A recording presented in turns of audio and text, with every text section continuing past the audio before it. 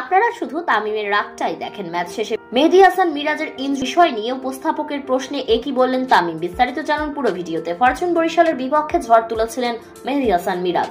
18 বলে খুলনা টাইগার্সের অধিনায়ক আনেন 29 রান, তবে তখনই বাধে বিপত্তি।